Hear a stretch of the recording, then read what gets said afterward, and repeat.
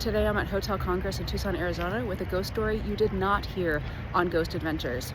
So Hotel Congress was built in 1919, and in the more than 100 years that it's been open, it's been both a hotel and apartments. These days it's back to being a hotel again, and Hotel Congress is probably best known for the fire that broke out here in 1934.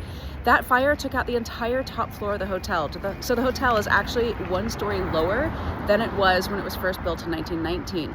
That fire is also what led the police to find John Dillinger and his gang. So if it had not been for that fire, maybe John Dillinger would have never been arrested. Hotel Congress is absolutely packed with ghost stories. I once sat down with a manager here and he told me stories for more than an hour. There is that much activity here. Now, you might think that is related to the fire that happened here, but in fact, everyone was evacuated safely from that building. So we don't really know why there are so many ghost stories at Hotel Congress.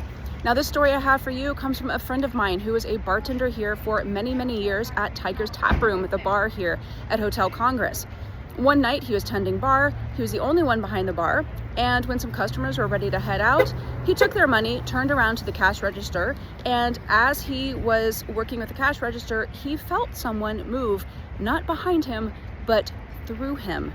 Of course, a quick glance showed that he was still all alone behind the bar.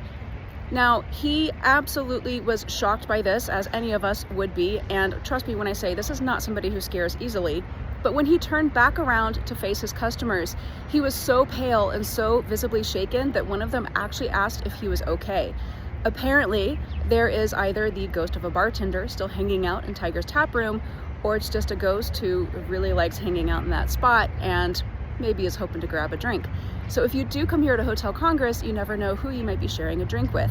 What I want to know from all of you is, have you been to Hotel Congress and have you experienced anything paranormal, or do you have a favorite ghost story from this place?